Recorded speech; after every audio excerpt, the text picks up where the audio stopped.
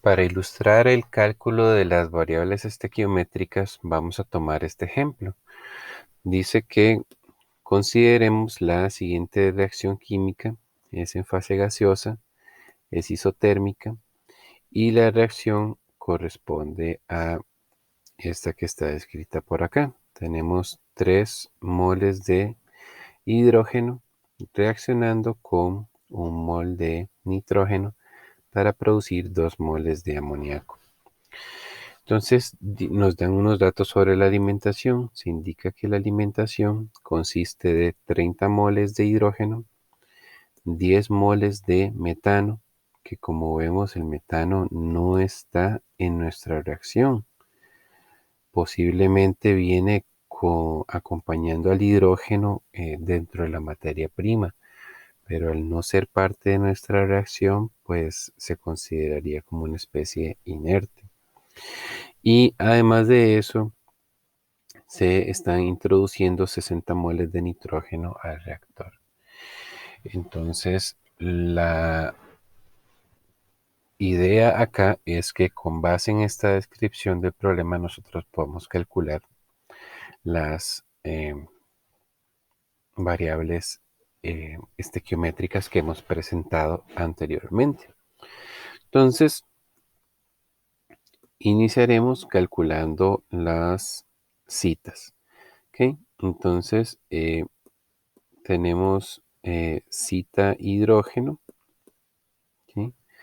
Tenemos cita nitrógeno, tenemos cita amoníaco y también tendríamos el valor cita para el metano. ¿Okay? Entonces, si recordamos, cita era un cociente entre la cantidad inicial que hay de cada especie dividida entre la cantidad inicial que hay de la especie que es el reactivo limitante. Por lo tanto, lo primero que nosotros tenemos que hacer es que con los datos de alimentación y basado en la estequiometría de la reacción, determinar cuál es el reactivo limitante. Aquí podemos ver que se decidió alimentar 30 moles de hidrógeno.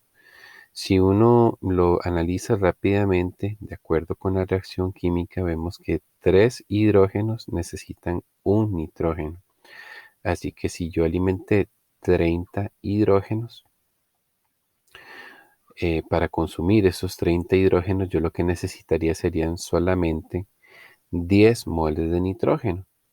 Pero ellos alimentaron 60.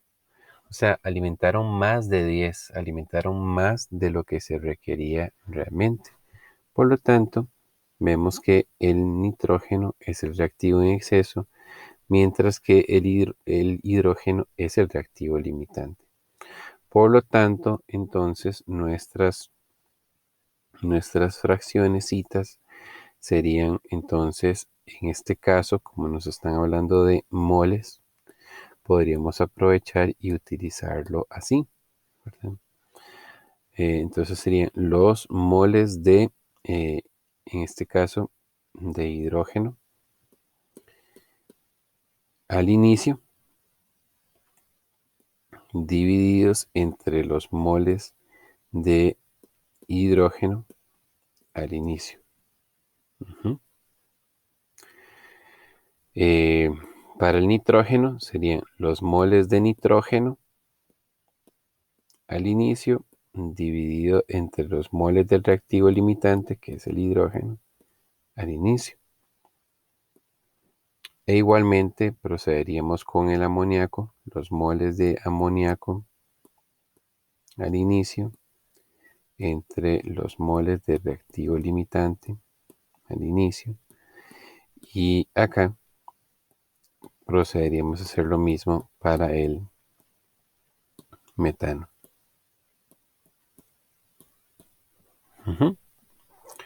Bien, entonces ya que tenemos eso por ahí definido, eh, entonces para el hidrógeno, como él es el reactivo limitante, le toca dividirse por sí mismo, por decirlo así. Entonces siempre, siempre, siempre nos va a ocurrir que el zeta para el reactivo limitante va a ser 1. Siempre va a ocurrir eso. ¿Ok? En el caso del zeta para el nitrógeno, entonces estaríamos hablando de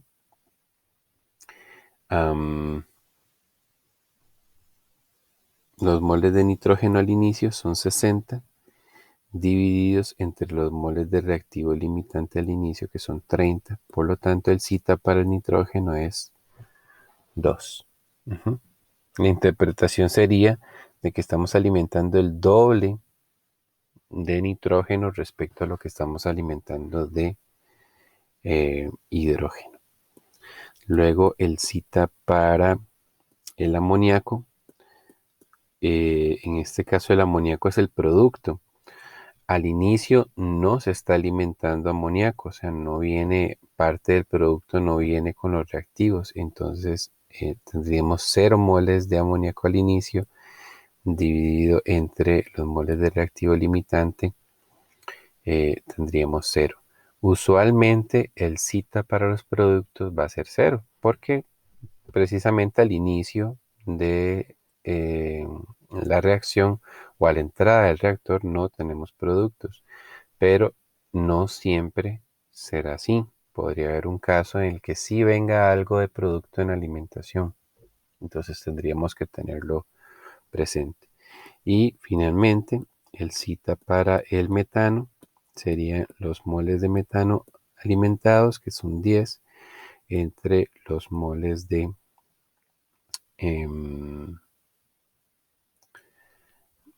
hidrógeno, que son 30. En ese caso nos daría entonces 0.333. ¿Ok? Entonces, esa sería la forma en que calculamos los valores zeta. Ahora, lo que vamos a hacer es calcular los valores de las coordenadas de reacción.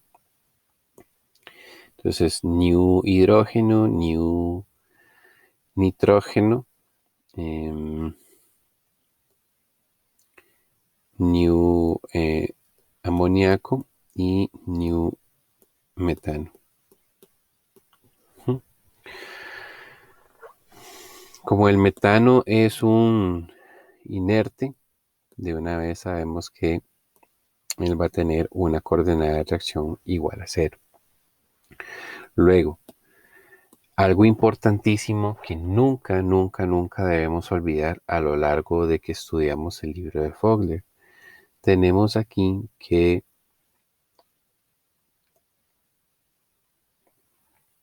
nuestra reacción viene siendo 3 hidrógenos más nitrógeno produciendo 2 amoníacos. Entonces, podríamos caer en la tentación de decir que la coordenada de reacción para el hidrógeno es -3, para el nitrógeno es -1 y para el amoníaco es +2. ¿Okay? Eso sería un error típico que se cometería en este punto del análisis. Sin embargo, esos valores no son correctos. No son correctos. ¿Por qué no? Porque las coordenadas de reacción, a como las estamos definiendo en este capítulo, son los coeficientes, sí, los coeficientes de la reacción, pero divididos por el coeficiente del reactivo limitante. Así que antes de nosotros determinar las coordenadas de reacción, debemos reescribir la ecuación química de modo en que todo lo dividamos por el coeficiente del reactivo limitante. Así que realmente esta reacción, para poder hacer lo que acabamos de decir, debemos dividir todos los coeficientes entre el coeficiente del hidrógeno, que en este caso sería 3. Por lo tanto, sería de este modo que nosotros tendríamos que tratar la ecuación química. Ok, ya estando así, en esa manera, entonces sí podemos decir que la coordenada de reacción para el hidrógeno es -1.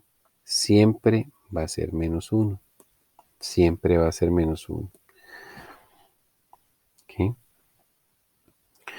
Después, la coordenada de reacción del nitrógeno sería -1/3. Menos porque el nitrógeno es un reactivo y 1/3 porque es el resultado de haber dividido su coeficiente que equilibraba la reacción entre el coeficiente del reactivo limitante. La coordenada de reacción para el amoníaco sería positiva, sería +2/3. Mientras que entonces, para el metano, como decíamos, como es un inerte en este caso, su coordenada de reacción es 0. Bien, luego avanzando para nuestra otra variable estequiométrica sería la variable delta. Definimos delta como la sumatoria de las coordenadas de reacción. Por lo tanto, en este caso sería la coordenada de reacción del hidrógeno más la coordenada de reacción del nitrógeno más la coordenada de reacción del amoníaco más la coordenada de reacción del metano. ¿Mm? Así tendríamos -1, -1/3, +2/3, más 0. ¿Mm? Así que para este ejemplo, el valor delta sería, ok, -1 y -1/3 son -4/3, más 2/3 serían -2/3. Ese sería nuestro valor para delta. Y ya finalizando, tendríamos el valor de epsilon. Epsilon viene siendo la fracción molar de reactivo limitante a la entrada multiplicado por delta. Si vemos, para calcular epsilon, ya tenemos delta calculado previamente. Lo que nos está haciendo falta es el valor de la fracción molar de reactivo limitante a la entrada.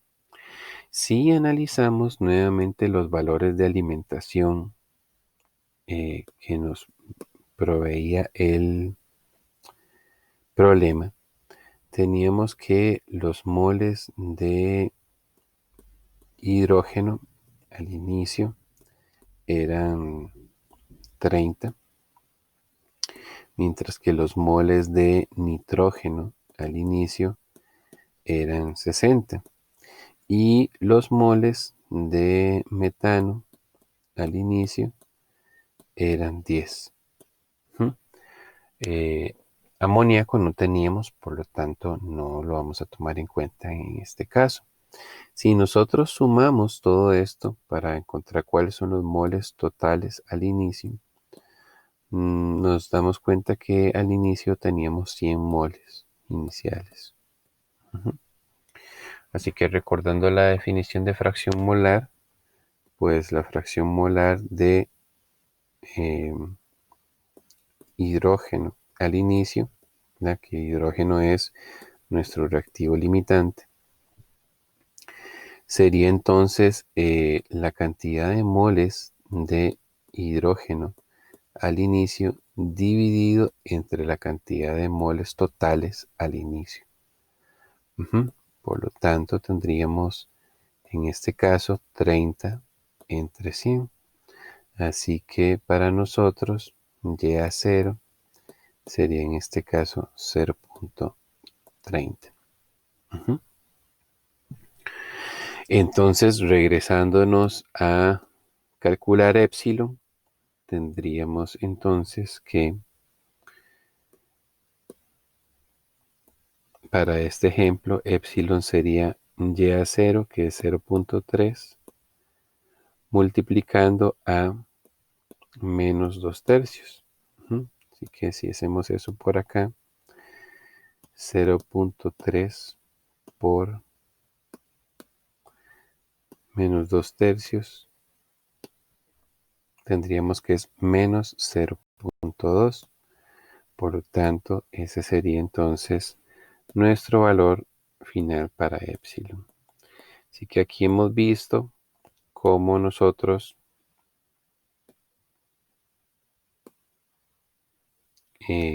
con la descripción inicial de un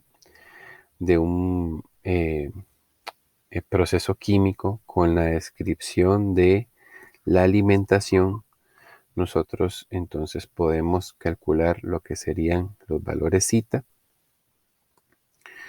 los valores de las coordenadas de reacción, el parámetro delta, que es la sumatoria de las coordenadas de reacción, y finalmente el parámetro epsilon. Con esta definición ya de las variables estequiométricas de forma numérica, ya estamos listos entonces para expresar las concentraciones y consecuentemente la ley de velocidad en términos